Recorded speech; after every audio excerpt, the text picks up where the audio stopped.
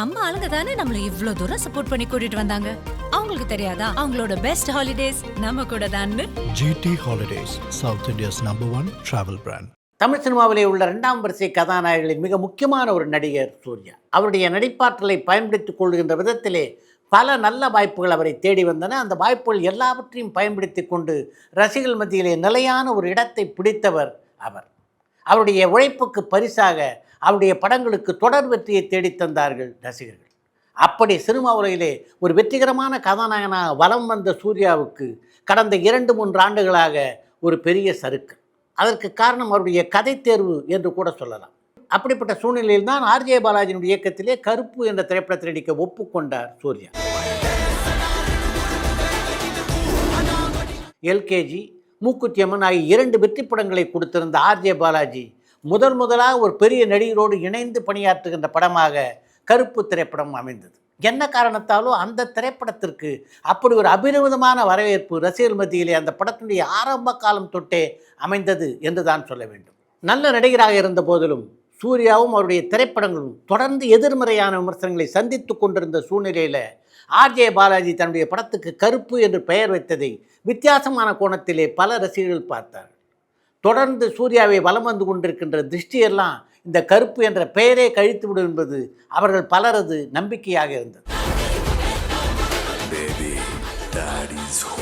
கருப்பு திரைப்படத்தை பொறுத்தவரையிலே குறைந்த பட்ஜெட்டிலே உருவான படம் என்றதை சொல்ல முடியாது. அந்த படத்துக்கு என்ன தேவையோ அதை விட மிக அதிகமாகவே செலவு செய்து அந்த படத்தை உருவாக்கியிருந்தார் அந்த படத்தினுடைய தயாரிப்பாளரான SR பிரபு என்று தான் சொல்ல வேண்டும். அப்படி தரமான ஒரு படமாக அந்த படத்தை உருவாக்கிய போதிலும் அந்த படத்தினுடைய விளம்பரத்துக்காக மிகப்பெரிய அளவில் அவர் செலவு செய்தாரா என்றால் இல்லை என்பதுதான் உண்மை. அந்த படத்துக்கு பெரிய விளம்பரம் இல்லை அப்படின்ற காரணத்தாலேயே அந்த படம் சரியான தேதியிலே வெளிவந்து விடுமா என்ற கேள்வியை தொடர்ந்து டூரிங் டாக்கீஸில் நம்முடைய பல ரசிகர்கள் கேட்டுக்கொண்டே இருந்தார்கள். அப்படி அவர்கள் கேட்க எனக்குள்ளே கூட அந்த படம் 14ஆம் தேதி வந்து விடுமா என்ற சந்தேகம் எழுந்தது. அந்த சந்தேகம் எழுந்ததன் காரணமாக ஆர்ஜே பாலாஜியை தொடர்பு கொண்டு படம் நிச்சயமாக 14ஆம் தேதி வந்து விடுமா என்று 2-3 முறை நான் கேட்டேன். படத்தை பொறுத்த வரைக்கும் பிரச்சனைகளே இல்லை அப்படின்னு சொல்ல முடியாது. சில பிரச்சனைகள் இருக்குது. ஆனாலும் அதையெல்லாம் சரி செய்து நிச்சயமாக 14ஆம் தேதி படத்தை வெளிக்கொண்டு வந்து விடுவார்கள் என்பதிலே சந்தேகம் இல்லை அப்படின்னு பாலாஜி பலமுறை என்னிடம் சொல்லியிருக்கிறார். அப்படி அவர் திரும்ப சொன்னதுனால நிச்சயமாக 14ஆம் தேதி அந்த படம் வெளியாகிவிடும் என்று நானும் திடமாக நம்பினேன். நான் ஏற்கனவே சொன்ன மாதிரி ஏதோ ஒரு காரணத்தால் அந்த படத்துக்கு ரசிகர் மத்தியிலே ஒரு மிகப்பெரிய எதிர்பார்ப்பு ஏற்பட்டது. அந்த எதிர்பார்ப்பின் காரணமாகத்தான் இன்றைக்கு பார்த்தீங்கன்னா பல திரையரங்குகளில் 90 முதல் 95% டிக்கெட்டுகள் முன்பதிவு செய்யப்பட்டிருந்தன. அப்படி மிகுந்த வரவேற்பை பெற்றிருந்த ஒரு திரைப்படம் இன்று காலை வெளியாகவில்லை அப்படின்னும் போது ரசிகர்கள் அடைந்த அதிர்ச்சி இருக்கே அதற்கு அளவே இல்லை என்று தான் சொல்ல வேண்டும். அப்படிப்பட்ட அதிர்ச்சி திரையுலகத்திலும் திரை ரசிகர்கள் மத்தியிலும் எழுந்தது என்றால் அதுக்கு முக்கியமான காரணம் இந்த படத்தில் சூர்யா மீண்டு எழுந்து விடுவார், மிகப்பெரிய வெற்றியை பெறுவார் என்று அவள் எல்லோருமே எதிர்பார்த்து கொண்டிருந்தது தான். அந்த படத்துக்கு நிதி உதவி செய்த ஃபைனான்சியருடன் பேச்சுவார்த்தைகள் தொடர்ந்து நடைபெற்று கொண்டிருக்கின்றன. நான் உங்ககிட்ட பேசிகிட்டு இருக்க இந்த நிமிடம் வரையிலே அதற்கான பிரச்சனை தீர்ந்ததாக தெரியல. அதையெல்லாம் சரி செய்து இன்று மாலைக்குள்ளே படத்தை வெளியிட்டு விடுவார்கள் என்று தான் நம்புவதாக கலங்கிய கண்களோடு ஆர்ஜே பாலாஜி கூட இன்று காலையிலே ஒரு வீடியோவை வெளியிட்டிருந்தார். எல்லாருக்கும் வணக்கம். கார்லேருந்து இன்னொரு update. I hope this is the last one. I'm really sorry to all the fans. It shouldn't have happened. படம் பார்க்கறதுக்காக அவ்வளோ தூரம் ட்ராவல் பண்ணி காலையில் 9 மணிக்கு தேட்டருக்கு போனேன். தமிழ்நாடு, கேரளா, ஆந்திரா எந்த ஊரில் நீங்கள் போயிருந்தாலும் I'm really sorry for that. It shouldn't have happened. படம் பார்க்குறதே நம்ம மனசில் வீட்டில் இருக்கிற வாழ்க்கையில் இருக்கிற பிரச்சனையிலேருந்து வெளியே வரத்துக்கு தானே. அந்த படம் பார்க்குறதே அவ்வளோ ஸ்ட்ரெஸ்ஸாக அவ்வளோ தூரம் ட்ராவல் பண்ணி அதுவும் பார்க்க முடியாமல் போனதுக்கு ஐம் ரியலி சாரி. நான் இதை எதிர்பார்க்கல. I'm really hopeful. இன்னைக்கு சாயங்காலம் 6 மணிலேருந்து இந்த பிரச்சனைலாம் சால்வ் ஆகி படம் ரிலீஸ் ஆகும்னு நான் இதை நிறைய நாள் யோசிச்சிருக்கேன். May 14th படம் ரிலீஸ் ஆகும். கருப்பு ரிலீஸ் ஆகி பெரிய பிளாக் பஸ்டர் ஆகும்னு சொல்லிட்டு எனக்கு நான் இதை மேனிஃபெஸ்ட் பண்ணியிருக்கேன். I'm very hopeful.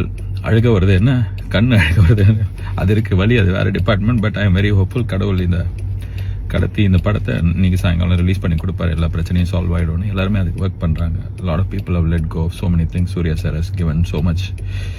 So sorry for the delay. Sorry for making you go through all the stress. But it will all be worth. படம் இன்னைக்கு சாயங்காலம் வரும். செம்மையாக இருக்கும், உங்களுக்கு பிடிக்கும், அதை நான் நம்புகிறேன்.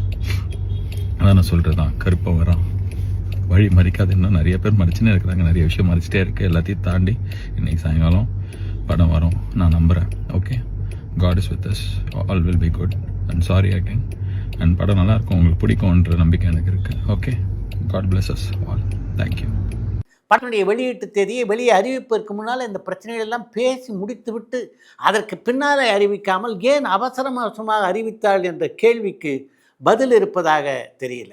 இதற்கு நடுவே இன்னொரு பிரச்சனை பூதாகாரமாக வெடித்திருக்கிறது. திரைப்படங்களை டிஜிட்டல் முறையில் வெளியிடுகின்ற கியூப் நிறுவனத்தைச் சேர்ந்த ஒரு ஊழியர் வட இந்தியாவிலே உள்ள திரையரங்குகள் எல்லாவற்றிற்கும் இந்த திரைப்படத்தை வெளியிடுவதற்கான அனுமதியை கொடுத்து விட்டிருக்கிறார். இதில் பூனா திரையரங்கிலே படத்தையே திரையிட்டு விட்டார்கள். 2 ரீல் ஓடியதற்கு பின்னால் தான் முறையான அனுமதி இல்லை என்று தெரிந்து படத்தை நிறுத்தி இருக்கிறார்கள். இது போன்ற ஒரு சம்பவம் தமிழ் சினிமா உலக வரலாற்றில் என்றுமே நடைபெற்றதில்லை. சினிமா பாதுகாப்பாக இல்லையோ என்ற ஒரு அச்சத்தை இந்த சம்பவம் நம்முடைய ரசிகர்கள் மத்தியிலும் திரை பிரமுகர்கள் மத்தியிலும் ஏற்படுத்தியிருக்கிறது என்பதுதான் உண்மை. சமீபத்திலே விஜயனுடைய கடைசி திரைப்படமும் திரை ரசிகர்கள் எல்லோரும் மிகுந்த ஆவலோடு எதிர்பார்த்து கொண்டிருந்த திரைப்படமான ஜனநாயகன் திரைப்படம் இணையதளத்திலே கசிந்தது நீங்கள் எல்லோரும் அறிந்த விஷயம். அந்த பாதிப்பிலிருந்தே தமிழ் சினிமா உலகம் இன்னும் மீளவில்லை.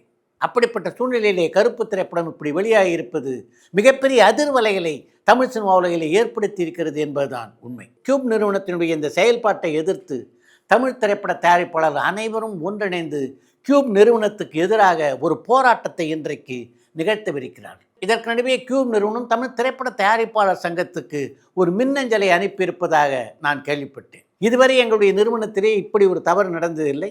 இந்த தவறுக்கு நாங்கள் முழுமையாக பொறுப்பேற்றுக் கொள்கிறோம், அதற்கான மன்னிப்பையும் உங்களுக்கு கோருகிறோம் என்று அவர்கள் தமிழ் திரைப்பட தயாரிப்பாளர் சங்கத்துக்கு ஒரு மின்னஞ்சலை அனுப்பியிருப்பதாக செய்திகள் வந்து கொண்டிருக்கின்றன.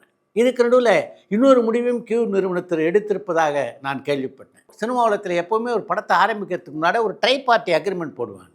அந்த அக்ரிமெண்ட்டில் ஒரு பக்கம் தயாரிப்பாளர்கள், இன்னொரு பக்கம் அந்த படத்துக்கு நிதி உதவி செய்கின்ற ஃபைனான்சியர், இன்னொரு பக்கம் கியூப் நிறுவனர் 3 பேரும் கையெழுத்து போடுவார்கள். இந்த தயாரிப்பாளர், திரைப்பட ஃபைனான்சியர் ஆகிய இருவரின் அனுமதி இல்லாமல் கியூப் நிறுவனம் அந்த படத்தை வெளியிடக்கூடாது என்பது அந்த ஒப்பந்தத்தினுடைய முக்கியமான பாயிண்டாக இருக்கும். எங்களுடைய கவனத்தையும் மீறி எங்களுடைய நிறுவனத்திலே பணிபுரிந்த ஒருவருடைய கவனக்குறைவால் இன்றைக்கு இந்த விதிமுறை மீறப்பட்டிருக்கிறது. அதனால் இனி தொடர்ந்து திரைப்படங்களை இப்படி பாதுகாக்க முடியுமா என்ற அச்சம் எங்களுக்குள்ளே ஏற்பட்டிருக்கிறது. அதனால் இது போன்ற ட்ரை பார்ட்டி அக்ரிமெண்ட்டை நீ கையெழுத்து போட வேண்டாம் என்ற முடிவை கூட கியூப் எடுத்திருப்பதாக நான் கேள்விப்படுகிறேன். பெரும் தொகையை கொடுத்து தமிழ் திரைப்படங்களை வாங்கி கொண்டிருந்த ஓடிடி நிறுவனத்தினர் இப்போ பெரும்பாலான படங்களை வாங்கிறதில்லை. அப்படி மீறி வாங்கினாலும் அந்த படத்திற்கான விலை இருக்க அதை மிகப்பெரிய அளவிலே குறைத்து விட்டார். இன்னொரு பக்கம் சேட்டலைட் வியாபாரம் என்பது முழுமையாக படுத்து விட்டது என்று தான் சொல்ல வேண்டும். இப்படி பல பிரச்சனைகளுக்கு நடுவே தமிழ் சினிமா தத்தளித்து கொண்டிருக்கின்ற சூழ்நிலையில் தான் இன்றைக்கு கருப்பு திரைப்படத்தினுடைய பிரச்சனை மிகப்பெரியதாக வெடித்திருக்கிறது. தமிழ் சினிமாவில் உள்ள எல்லோரும் இணைந்து தமிழ் சினிமாவை பாதுகாப்பதற்கான உரிய நடவடிக்கை எடுக்க வேண்டிய காலம் நெருங்கிவிட்டதாகவே நான் நினைக்கிறேன். இன்றைக்கு தமிழ்நாட்டினுடைய அரசு கட்டளையிலே முதலமைச்சராக அமைந்து கொண்டிருப்பவர் நம்முடைய தமிழ் சினிமாவிலிருந்து சென்ற விஜய் அவர்கள். அதனால் அவருடைய துணையோடும் வழிகாட்டுதலோடும் தமிழ் சினிமா உலகிலே உள்ள பிரச்சனைகளை எல்லாம் தீர்ப்பதற்கு தமிழ் சினிமா உலகம் முழுமையான முயற்சிகளை உடனடியாக எடுக்க வேண்டும் என்பதுதான் இன்றைக்கு தமிழ் சினிமாவிலே உள்ள எல்லோரது எதிர்பார்ப்பாகவும் இருக்கிறது.